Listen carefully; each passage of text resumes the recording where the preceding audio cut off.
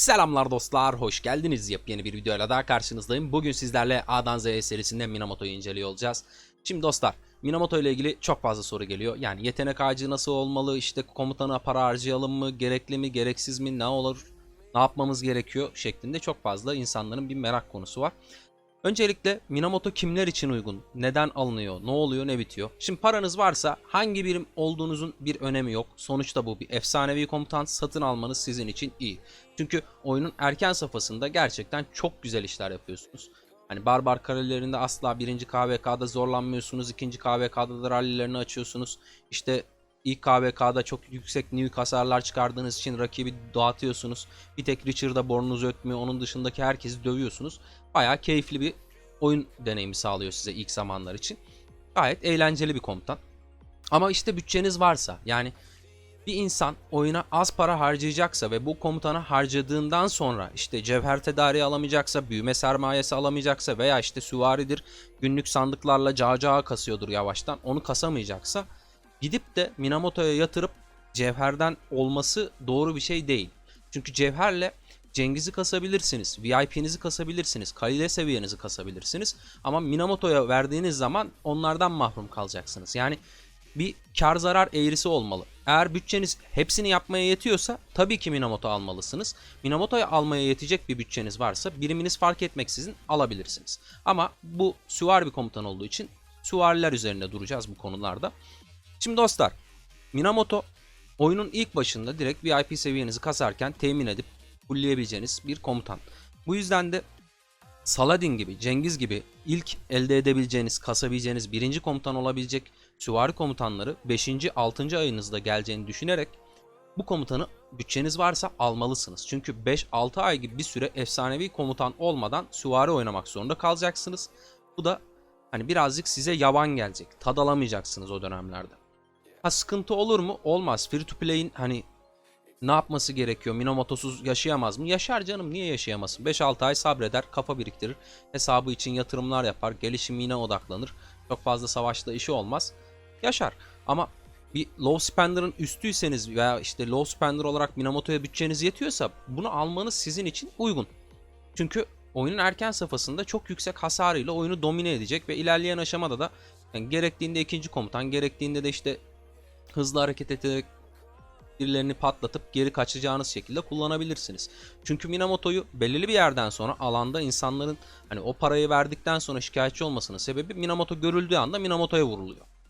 İlk hedef okçular, sonra Minamoto.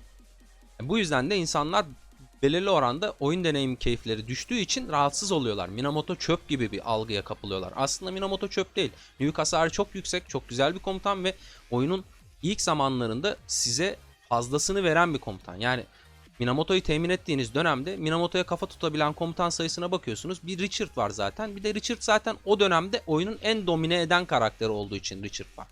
Yani o yüzden bu Minamoto'yu değersiz kılmıyor. Richard'la uğraşmıyorsunuz. Richard dışındaki bütün hedefleri kesiyorsunuz ve keyfinize bakıyorsunuz Minamoto'yla. O yüzden eğlenceli bir komutan. Bütçeniz varsa almalısınız. Gelelim becerilerine. Şimdi dostlar, ilk becerisi 1400 hasar veriyor. Aynı zamanda 2 saniye boyunca %50 ihtimalle 600 hasar faktörü uyguluyor. Burada %75 yazıyor çünkü bu uzmanlık becerisiyle geliyor. Yani bu %25 beceri artışı, yani %25 ihtimal artışı aslında ustalık becerisinden geliyor. Yüksek bir hasara sahip, yani nuke'u çok yüksek. Özellikle oyunun erken dönemine göre çok yüksek bir nuke hasar atıyor. O yüzden bu komutan oyunun ilk zamanlarında yok ediyor gerçekten. Maxladığınız takdirde bu ihtimal %25 arttığı için, 75'e çıktığı için hani buradan 1200 geliyor, buradan 1400 geliyor, çok yüksek hasar çıkıyorsunuz. Bir de yetenek ağacından bunları bufflıyorsunuz. Daha da fazla vuruyorsunuz. Saçma sapan hasarlar çıkartıyorsunuz. Bu komutanın tek sıkıntısı geri vitesi yok. Yani herhangi bir şekilde tanklığı yok. Bu yüzden de hani bir odak almanız durumunda, herkesin güçlendiği bir evreyi yaşadığınız durumlarda, işte özellikle 3. 4. KVK buna örnektir. Herkes güçlüdür o zamanlar. Sıkıntı yaşayabiliyorsunuz Minamoto'yla ama o zamana kadar zaten Cengiz'inizi, Saladin'inizi kasmış oluyorsunuz ve o KVK'larda antik kalıntılar vesaireler olduğu için oraya Cengiz'le, Saladin'le, işte Atilla'yla, Takeda'yla giriyorsunuz ve Minamoto ile ilgili herhangi bir sorun yaşıyor olmuyorsunuz. Minamoto'nun zaten size oyun ilerledikçe sağladığı şey, alana çıktığınız 4 kıta, 5 kıta, işte 3 kıtayla savaşırken onun nuke'u size nefes aldırıyor. Yani nuke'undan dolayı o odak alıyor. Cengiz'inizin iş yapmasını sağlıyorsunuz. İşte diğer bir kıtanızın iş yapmasını sağlıyorsunuz. Minamoto'yu aslında bir hedef haline getiriyorsunuz ama diğerleriyle iş yapıyorsunuz. Veya Minamoto'yu doğrudan hedef almasınlar diye ekstradan bir kıta çıkartıyorsunuz. Baybars, Pelagius gibi. İnsanlar ona vururken bu sefer Minamoto'ya iş yaptırıyorsunuz. Yani bu aslında sizin birazcık stratejik düşünmenizle ilgili olacak bir süreç. İkinci becerisiyle devam edelim. İkinci becerisi %10 intikal hızı veriyor dostlar ve bu işte komutanınızı biraz daha hızlandıracak, alanda kovalarken rahat edeceksiniz. Zaten süvarisiniz, intikal hızıyla ilgili çok fazla sıkıntı çekmezsiniz. Saldırı bonusu veriyor %20. Bu iyi bir şey, saldırı bonusu. Zaten geri vitesi yok, en azından bir saldırı statının olması gayet tatlı oluyor. Barbarlara hasar verme becerisi var. Barbarlara hasar verme becerisi nedeniyle oyunun erken zamanındaki işte o ilk KVK'daki yüksek level'lı barbar kalelerini kesmeye çalıştığınız dönemde Minamoto'ya sahip olmanız işinizi çok çok kolaylaştırıyor. Gerçekten çok yüksek nuke'ları çıkıyorsunuz ve bütün barbar kalelerini doğrayıp geçiyorsunuz.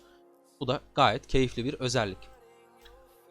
Dördüncü becerisi de %10 ihtimalle 3 saniye boyunca hedef aldığınız rakibin aldığı hasarı, yani beceri hasarı, normal hasar, karşı saldırı hasarını %30 arttırıyor.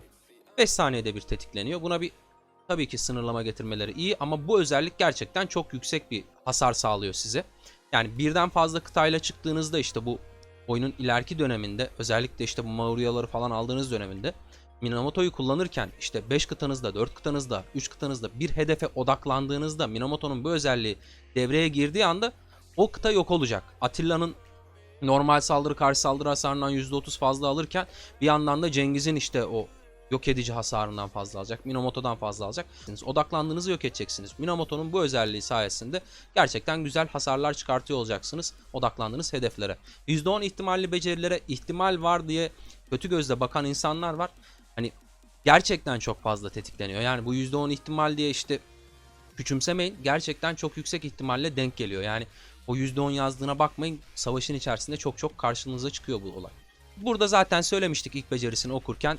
%50'den %75'e çıkıyor. Herhangi bir değişiklik yok. Ustalı bir becerisi size sadece ihtimal artışı sağlıyor. Gelelim yetenek ağaçlarına. Yetenek ağaçlarıyla ilgili benim size hazırladığım burada 2 tane yetenek ağacı var. Hüseyin'in hesabından çekiyorum. O yüzden burada 2 tane yetenek ağacı hazırladım. Şimdi dostlar, bu ilk gösterdiğim yetenek ağacı aslında sizin için oyunun erken döneminde kullanmanız gereken, yani bu komutanı ilk elde ettiğiniz dönemlerde herkes T5 değilken veya siz T5 değilken kullanmanız gereken beceri ağacı. Bunun bazı sebepleri var. Şimdi bu öfke yenilemeyi zaten vazgeçilmez bir şey. Beceri hasarı atan, ilk becerisi çok önemli olan komutanlar için vazgeçilmez bir özellik. Burada da işte tanklık becerisi olmayan bir komutan kullandığınızdan dolayı alınan beceri hasarını %12 düşürmeniz sizin için hayati bir öneme sahip. Komutanın ek beceri hasarı olduğu için ilk becerisinden işte 600, 600, 1200'e çıkan onu %6 bufflamanız sizin için gayet tatlı bir durum. Gelinen noktada da erken safhada beceri hasarı hızlı bir şekilde çıkartıp rakipleri hızlı bir şekilde alandan dışarıya atmak çok çok önemli olduğu için bu sizin için gayet iş yapan tatlı bir yetenek ağacı. Burada beceriyi fullliyoruz. Oyunun ilerleyen döneminde ne oluyor? Siz beceri hasarınızı hızlı hızlı çıkartacaksınız da hani çok kırılgansınız ve işte o kadar beceri hasarını hızlı hızlı çıkarmanız da bir yerden sonra iş yapmamaya başlıyor. İnsanlar da biraz daha işte tanklaşmaya veya ona göre ekipmanlar yapmaya başlıyor. O yüzden birazcık Minamoto'yu dengeli komutan haline getirmeye çalışıyorsunuz beceri ağacından. Feragat edip süvari tarafına birazcık yatırım yapmaya başlıyorsunuz. Çünkü almanız gereken bazı statlar var. İşte buradan %1 sağlık alıyorsunuz. Buradan %3 saldırı alıyorsunuz. Yetenek ağacından aldığınız saldırı buffları aslında sizin için şunu sağlıyor. Hem karşı saldırınızı hem de normal saldırınızı arttırıyor ve bu güzel bir özellik oluyor sizin için. Şimdi dostlar, elimizde 3 tane yetenek görüyorsunuz. Ben bu yetenekleri vermedim. Şimdi neye göre vereceğinizi söylemek için vermedim. Şimdi 2 tane seçenek var elinizde. Birincisi buradan %6 intikal hızı alıp şuradan %3 daha alıp %9 intikal hızına sahip olmak. Ya da buradan gidip ben biraz daha stat alayım demek. Yani %1 savunma, %0.5 saldırı almak. Ya da işte efendime söyleyeyim, buradan işte %1 savunmayı aldıktan sonra şuradan bir %3 intikal hızı almak. Bu size kalmış bir şey. Neden size kalmış diyorum? Eğer komutanınızın yeterince hızlı olmadığını düşünüyorsanız, biraz daha intikal hızına ihtiyacı var. Ya bu komutan kırılgan. Ben bu komutanı işte odak aldığında çok hızlı geri çekmem lazım. Biraz daha intikal hızına ihtiyacım var. Ben bunun eksikliğini savaşırken hissediyorum diyorsanız buradan intikal hızını temin edeceksiniz bu 3 yetenek puanıyla. Ama ben herhangi bir şekilde gir çıklarda sorun yaşamıyorum diyorsanız da stat almanız her zaman, intikal hızı ile ilgili bir sıkıntı yaşamıyorsanız, sizin için çok daha kıymetli bir özellik oluyor. Benim önerim bu şekilde. Tercihinizi ilerleyen oyunda, yani o erken oyundaki 1. 2. KVK'daki oyunun sonrasında 3. KVK'ya gelindiğinden itibaren artık yetenek ağacı olarak buna güncellemeniz gerekiyor komutanınızı. Onun dışında yetenek ağaçları da bittiğine göre komutanla ilgili söyleyebileceğimiz ne kaldı? Komutanla ilgili kombinler kalıyor. Oyunun erken safhasında zaten Cao ile kombinleniyor bu komutan. Cengiz gelince Cengiz'de de kombinlersiniz. Çok yüksek nuke hasar çıkartırsınız. O dönemlerde zaten hasarınız çok yüksek ve karşıdaki insanlar da çok fazla sizin kırılganlığınızdan faydalanabilecek durumda olmadığı dönemler olacağı için özellikle 2. KVK'da hani aşırı sıkıntı yaşamıyorsunuz kırılgan komutanlarla. 2. KVK'da yine biraz yaşamaya başlıyorsunuz ama asıl sıkıntıyı 3. 4. KVK'da yaşadığınız için hani öldürücü nuke komplarına bile gidebilirsiniz o dönemlerde. Ama biraz daha ilerisinde, yani 3. 4. KVK gelmeye başlayınca artık Minamoto'yu biraz daha saklamaya çalışmanız gerekiyor. Öyle bir nokta yaşamaya başladığınız zaman da artık Minamoto'yu gerek Saladin'le gerek de biraz daha tanklaştırabileceğini düşündüğünüz komutanlarınızla kullanabilirsiniz. Mesela Atilla'yı kasmaya başlamadan önce Takeda'yı aldığınız dönemde işte Saladin'le Cengiz'i, Minamoto'yla işte Takeda'yı falan da kullanabilirsiniz. Çünkü bu komutanlar çok yüksek nuke hasara sahip. Tanklık düzeyleri yok. Bu komutanlara ekstradan tanklık katacak komutanları kullanmanız sizin için önemli. Onun dışında ekipmanlarla ilgili şunu söyleyelim. Bu komutan çok yüksek nuke hasara sahip olduğu için ekipman tercihini yaparken önemli olan şey sizin için saldırı statı almak değil. Bu komutan zaten çok yüksek nuke hasar çıkartıyor. Bu komutanın eksik olduğu yan savunma ve sağlık. Alabildiğiniz en yüksek savunma ve sağlık statlarını sağlayabilecek şekilde ekipmanlarını dizmeniz, temin etmeniz lazım. O an için yapabildiğiniz yeşilse yeşil, sarıysa sarı veya işte morsa mor, ne yapabiliyorsanız mümkün olduğunca atak ekipmanı tercih etmeden savunma ve sağlık ekipmanlarını kritikli bir şekilde bu komutana temin etmenizi tavsiye ediyorum. Onun dışında bu komutanla ilgili anlatacağım çok da bir şey kalmadı. İzlediğiniz için teşekkür ederim. Eğer içeriklerimi beğeniyorsanız bir beğeni bırakarak kanala abone olabilirsiniz. Aklınıza takılan sorular varsa lütfen sormayı unutmayın. Yorumlarda sizler için cevaplandırıyor olacağım. Tekrar yeni bir videoda görüşene dek hoşça kalın.